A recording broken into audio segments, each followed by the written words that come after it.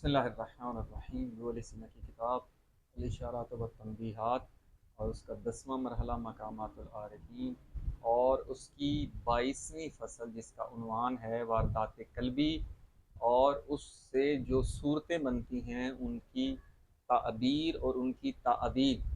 اس سے پہلے ہم نے پچھلی فصل میں یہی ابو علی سینا نے عرض کیا کہ ایک قسم کا جو اثر روحانی ہے، یہی لفظ استعمال کیا تھا کہ عالم بالا سے، عالم قدس سے جو نفس پر یا قلب کہیں، قلب پر جو واردات ہوتی، یہاں سے اشراکات ہوتے ہیں، یہ پھر نفس کا تعلق ہوتا ہے ان 5 باطنی قوتوں سے۔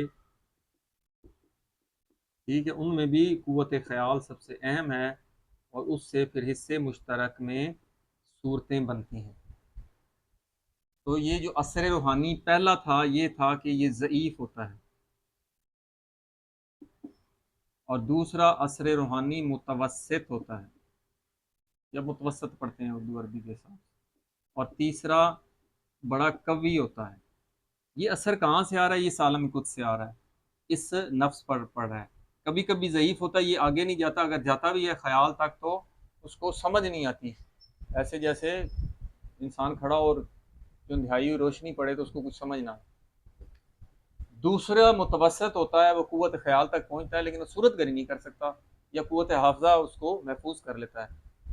تیسرے مرتبے میں کہا تھا کہ یہ جو اثر روحانی یہ بڑا مضبوط ہوتا ہے، یہاں پر قوت خیال کے پاس پہنچتا ہے، قوت خیال پھر اس حافظے کو حافظے میں سٹور بھی کرتا ہے، یا قوت خیال میں اب اس کے مراتب ہوتے ہیں۔ آگے اب ہم یہی پڑھیں گے کہ وما کانا من الاسر، یہی اثر روحانی جو عالم بالا سے تعلق کے وقت جب واردات قلبی ہوئی تو یہ اثر الذی فیہ الکلام، جس میں ہم کلام کر رہے ہیں، اسی واردات میں، کہ یہ اثر جو عالم قدس سے قلب پر یا نفس پر آ رہا ہے، تو یہ اثر جس میں ہمارا کلام ہے، بحث ہے، جو پچھلی فصل ہم اسی میں پڑھی ہے، تو یہ کہتا ہے مضبوطاً فی الذکر، یہ والی اس تیسرے مرتبے کی بات کر رہا ہے کہ یہ جو اثر ہے مضبوطاً، یہ بڑا ضبط والا، یعنی محفوظ ہونا، ضبط کا معنی ہوتا ہے محفوظ کرنا، کہاں ضبط اور محفوظ ہوتا ہے؟ فی الذکر، اس حافظے میں، وہاں کی معلومات حافظے میں کنٹرول ہوتی ہیں، تو یہ حافظے میں، حافظہ اس کو محفوظ کر لیتا ہے، یہی پچھلی فصل میں پڑھا، فی حال یقظت، حال یقظت ہونا چاہیے، جو یقظہ یعنی بیداری اور نیند کی حالت میں، جو معلوم یا خواب کی صورت میں ہو یا انسان بیدار بھی ہو لیکن توجہ اس قدر شدید ہو تو یہ اثر اس عالم سے اس طرف رخ کرتا ہے۔ جب یہ اثر مضبوط ہوگا تو وہ قوت وہمہ اس کو ذکر اس کو محفوظ کر لے گی، چاہے وہ بیداری کی حالت میں ہو چاہے وہ نیند کی حالت میں ہوگا۔ یہ محفوظ کیسے کرے گی؟ اس کو کنٹرول کیسے کرے گی؟ ضبطاً مستقرن، یہ ایک پائیدار قسم کا اس پہ کنٹرول ہوگا، مضبوط۔ اب یہ کس طرح کا یہ جو اثر آیا ہے، یہ مستقر اور پائیدار بھی ہو گیا ہے، وہ کہتے ہیں کانا، یہ اثر کن صورتوں میں ہو سکتا ہے؟ پہلا الہامن، دوسرا واہین، اور تیسرا حلمن۔ تو یہاں پہ آ گیا 3 قسم کے یہ جو ہمیں معلومات ملی، یا تو ہوگی وہ الہام، دوسرا وحی، تیسرا خواب حلمن۔ تو الہام تو اکثر انسان کو آتے رہتے ہیں، جو انسان پاک باز نیک لوگ ہوتے ہیں کسی مشکل اور پریشانی میں ان کو ایک الہام ہوتا ہے۔ تو دوسرا لفظ پہ مسئلہ ہے، یہ کہتے ہیں وہی جو وہی ہوتی ہے جو پیغمبر، نہ وہی عموم ہے، جیسے کہ شہد کی مکھی پر وحی ہوئی، جیسے حضرت مادر موسیٰ علیہ السلام پر وحی ہوئی، اس طرح یہ وحی بھی اسی کی ایک صورت ہی ہے کہ وہ اثر روحانی اس عالم سے آتا ہے، وہ والی وحی نہیں ہے۔ اور تیسرا ہوتا ہے خواب، یہ تو عموم ہے کہ ہر بندہ ان کو زندگی میں کبھی نہ کبھی خواب آتا ہے جس میں اس کو اطلاع ملتی ہے حقائق کی، اگرچہ بعض اوقات اس مادی عالم سے متعلق ہوتی ہے کہ کسی کی موت کی یا کسی کی خوشی کی خبر ملنا، کوئی سخت حالات کی خبر ملنا، کسی اور کوئی خوشی کی خبر ملنا۔ تو یہ 3 قسم کے جو ضبط کرتا ہے قوت حافظہ اور کس چیز کو، جو اثر روحانی جو عالم بالا سے آتا ہے. اسی لیے کہہ رہے ہیں کانا یہ اثر کیا ہوگا، یا الہامن یا واہین سراہن. سری سری ہوتا ہے صاف ستھری شفاف واضح، یہ وہی واضح ہوتی ہے. او حلومن اور یا ایسا خواب لا یحتاج الی تعبیل و تعبین، یہ تینوں اس قدر واضح ہوں گے کہ کوئی نہ تعویل چاہیے ہے نہ کسی قسم کی تعبیر چاہیے.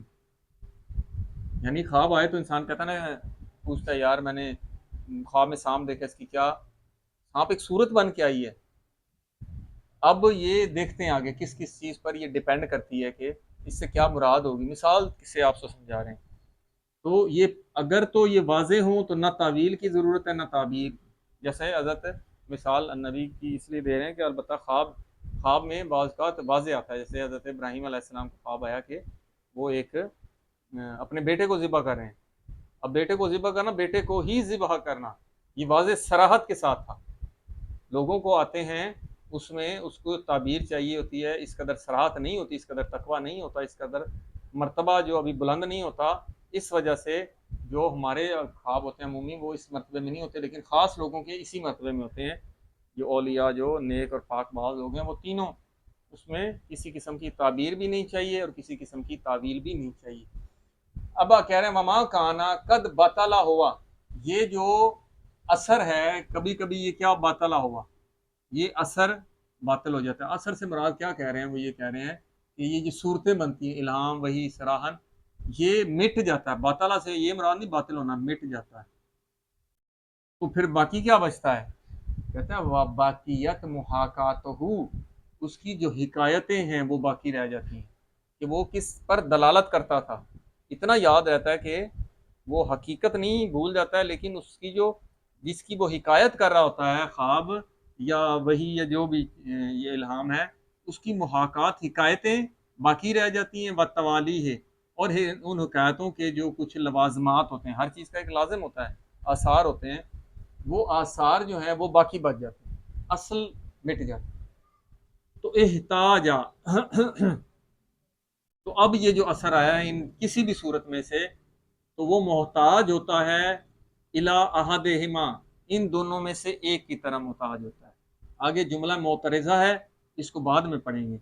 تو جو محاکیات اور توالی بچتی ہیں وہ محتاج ہوتی ہیں، کس طرف ہوتی ہیں، جو وہی ہوگی وہ تعویل کی محتاج ہوگی، اور جو خواب ہوگا وہ تعبیر کا محتاج ہوگا. کیونکہ اصلی صورت آپ سے کہا تھا یہاں اصلی صورت میں نہ تعویل کی ضرورت ہے نہ ہی تعبیر کی. جب اصل مٹ گیا، اس کی حکایتیں اور توالی بچ گئیں، اب وہ ایسی صورت بنے گی، اگر وہی ہے تو اس میں تعویل کرنی پڑے گی. جب آیات ہیں ان کی تعویل کی جاتی ہے، کوئی ایسی بات آ جائے تو اس کی تعویل درکار ہوگی. اور جو اگر خواب آیا ہے تو اس کی ایک تعبیر چاہیے ہوگی، جس طرح ہم نے آپ سے پہلے عرض کیا کہ مثال سانپ دیکھا ہے، سانپ ایک صورت ہے، اب اصل خواب بھول گیا، اس سے جو صورت بنی تھی وہ یاد ہے. اب یہاں پر یہ جو صورت بنی ہے اب یہ دیکھی جائے گی آگے کہ یہ اگلی فصل میں آئے گا کہ وہ خود انسان کے اشخاص پر، شخص پر ڈیپینڈ کرتی ہے، اس کے حالات پر ڈیپینڈ کرتی ہے، اس کے مرتبے پر ڈیپینڈ کرتی ہے، اس کے اوقات پر ڈیپینڈ کرتی ہے کہ اس سے کیا مراد ہے. اگر وہ مثال دنیا پرست ہے تو اس کا مطلب ہے کہ سانپ سے مراد ہے اس کو کوئی دشمن ہے. انسان کے باطن سے اگر غور کریں گے تو اس سے مراد ہے کہ آپ وہم کا شکار ہے، سانپ وہم کی علامت ہے. تو اسی طرح جو خواب ہوتے ہیں اس ہر مرتبے میں اس کا الگ ایک معنی ہوتا ہے. اسی لیے کہتے ہیں کہ آپ خود خواب کی تعبیر نہ کریں، بلکہ ایک جو اس کا عالم شخص ہو اس کے پاس جائیں. وہ شخص آپ کو بھی جانتا ہوگا، آپ کے حالات، آپ کے مرتبہ، اور کس وقت یہ خواب آیا ہے، کیسی حالت تھی، وہ اس وقت آپ کو اس کی تعبیر بتائے گا. اگلی فصل چونکہ یہ اس کے بارے میں ہے کہ حالات اور مرتبے کے حساب سے اس کی تعبیر اور تعویل مختلف ہوتی ہے، تو تھوڑی لمبی فصل ہے، انشاءاللہ وہ اگلے مباحثے میں. والحمدللہ رب العالمین.